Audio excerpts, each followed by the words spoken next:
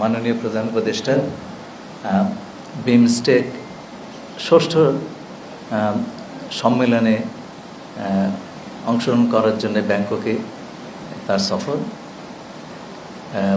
আমি খুব আমার ভূমিকা দীর্ঘ করব না। আমি আশা করব আপনারা আমি নিশ্চিত আপনার এই বিষয়ে অবগত আছেন। আমি 3-4টা বিষয়ের উপরে আলোকপাত করব। প্রথম কথা হচ্ছে একটা বড় আউটকাম বিমস্টেকের হচ্ছে আমাদের মাননীয় প্রধান উপদেষ্টা বিমস্টেকের সভাপতি নির্বাচিত হয়ে চেয়ারম্যান নির্বাচিত হয়েছেন আগামী 2 বছরের জন্যে, এবং তিনি প্রত্যয় ব্যক্ত করেছেন বিমস্টেককে একটি গতিশীল সংস্থা হিসাবে এগিয়ে নিয়ে যাওয়ার।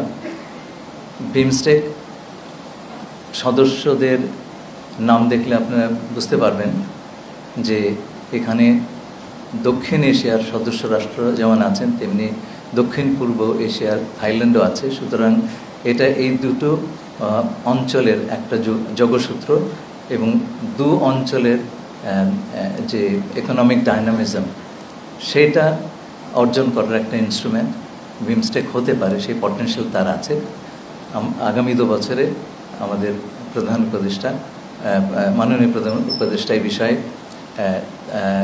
ফোকাসড অ্যাটেনশন রাখবেন। বিমস্টেকের সচিবালয় কিন্তু ঢাকায়, সুতরাং এই আগামী 2 বছর সংস্থাটির সভাপতি এবং সচিবালয় দুটোই ঢাকায় থাকবে এবং আমরা একযোগে কাজ করতে পারবো বলে আশা করছি। বিশেষ করে বিমস্টেকের FTA ফ্রি ট্রেড অ্যাগ্রিমেন্ট, যেটা অনেক বছর ধরে কথাবার্তা হচ্ছে, অগ্রগতি খুব একটা হয়নি। এই ক্ষেত্রে আমরা প্রাণ সঞ্চার করার একটা প্রচেষ্টা ক্রিয়াশীল রাখব।